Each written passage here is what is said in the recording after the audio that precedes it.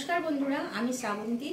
আজকে আমি তোমাদের জন্য একটা খুবই সাধারণ একটা বেঙ্গলি রেসিপি নিয়ে এসেছি। আর রেসিপিটার নাম হচ্ছে বাসন্তী পোলাও। আমরা অনেকে এই বাসন্তী পোলাও জানি কিভাবে করতে হয়, কিন্তু আমি কিভাবে করি সেটা তোমাদের সাথে আজকে আমি শেয়ার করছি। পুরো ভিডিওটা দেখতে। বাসন্তী পোলাও করতে প্রথমে আমি চালটাকে ভালো করে ধুয়ে আমি এইভাবে শুকিয়ে নিয়েছি। দেখো, সব চালটাই শুকনো ঝরঝরে।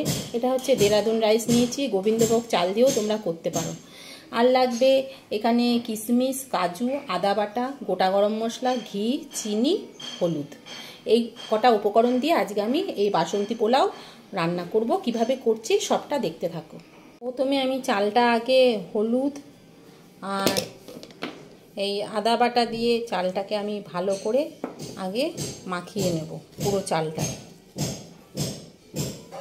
চালটাকে আমি দেখো ভালো করে হাত দিয়ে মাখিয়ে দিয়েছি। প্রথমে কড়াইতে আমি সাদা তেল আর ঘি দিলাম। এরপরে যে কাজু কিশমিশগুলো ছিল সেগুলোকে আমি ভেজে নেব। পুরো কাজু কিশমিশগুলো আমি ভেজে এবার তুলে রাখছি। এরপর কড়াইতে আমি দুটো তেজপাতা আর গোটা গরম মশলা, দারচিনি, লবঙ্গ, এলাচ দিয়ে দিলাম। দিয়ে এবার একটু এগুলো সব ভালো করে আমি ভেজে নিচ্ছি। এরপরে যে চালটা আমি মেখে রেখেছিলাম সেই চালটা আমি সবটা এই তেলে দিয়ে দিব। তারপর চালটা ভালো করে আমি এইভাবে মিশিয়ে দিচ্ছি। আর ঠিক এই সময় যে কাজু কিশমিশগুলো ভেজে রেখেছিলাম সেগুলো আমি সবটা দিয়ে দিলাম। তোমরা চাইলে যখন ফোড়ন দিয়েছিলাম গোটা গরম মশলা তখনও কাজু কিশমিশগুলো তোমরা দিয়ে দিতে পারো। আগে আমি ভেজে রেখেছি, ওই একই ব্যাপার। এবার চালটা ভালো করে আমি ভেজে এখানে কিন্তু গরম জল দিতে হবে, ঠিক আছে? পরিমাপ বুঝে গরম জলটা আমি দিয়ে দেবো। এই গরম জলটা আমি আগেই করে নিয়েছিলাম। এবার পরিমাণ মতন আমি এখানে গরম জল দিয়ে দিলাম।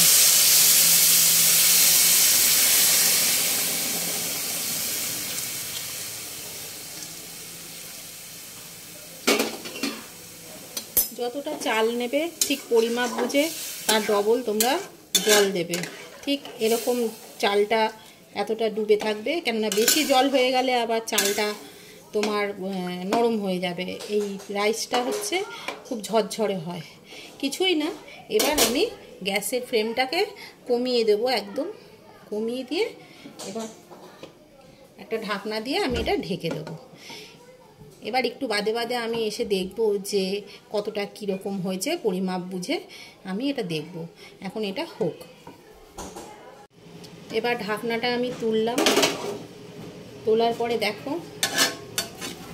ঠিক এভাবে ঝরঝরে হয়ে গেছে। যখন ভাতটা দেখেছো জলটা পুরো শুকিয়ে গেছে, তখন আমি এর মধ্যে পরিমাণ মতন চিনি দিয়ে দেব। চিনিটা লাস্টেই দেবে, চালটা সেদ্ধ হবে তারপরে। এবার চিনিটা দিয়ে ভালো করে আমি এটা মিশিয়ে ভাতের সাথে মিশাবো পুরো চিনিটা।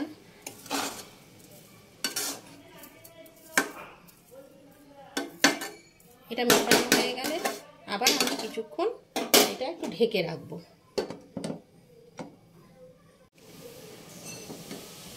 এরপর নামানোর আগে ওপর থেকে আমি একটু গরম মশলা আর একটু সামান্য ঘি আমি দেব। দিয়ে এবার পুরোটা আমি ভালো করে আর একবার মিশিয়ে দেব।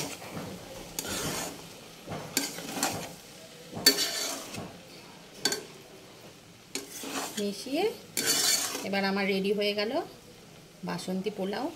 এবার এটা আমি একটু ঢেকে রাখবো। ঢেকে আমার বাসন্তী পোলাও রেডি। এবার আমি সার্ভ করে তোমাদের দেখাচ্ছি। এই রেডি হয়ে গেল আমার বাসন্তী পোলাও। ঠিক এইভাবেই করো তোমরা, দেখবে খুব খেতে খুবই সুস্বাদু হয়, খুব তাড়াতাড়িও হয়। আর আমি এর সাথে আলুর দম করেছি। আলুর দম দিয়ে আমি আজকে বাসন্তী পোলাওটা সার্ভ করলাম। তোমরা চাইলে এটা কষা মাংস দিয়েও করতে পারো, খেতে দুর্দান্ত লাগে, খুবই ভালো লাগে আর খুব সুন্দর খেতে। তোমরা এটা বাড়িতে তৈরি করো। এই হচ্ছে আমার বাসন্তী পোলাও তৈরি হয়ে গেল। তোমরা এটা খুবই তাড়াতাড়ি ঘরোয়া কয়েকটি উপকরণ দিয়ে তোমরা এটা বাড়িতে বানাও, বানিয়ে সবাই খাও, সবাইকে খাওয়াও। আর কেমন লাগলো একটু কমেন্ট করে জানিও। তোমরা এটা চিকেন কিংবা মটন দিয়েও খেতে পারো। আমি আজকে এটা আলুর দম দিয়ে তৈরি করে আজকে এটা খাচ্ছি। আমার তো খুবই ভালো লাগছে। তোমাদের কেমন লেগেছে বাড়িতে বানিয়ে আমাকে কমেন্ট করো অবশ্যই।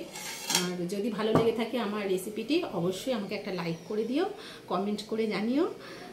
ততক্ষণ সবাই সুস্থ থেকো, ভালো থেকো।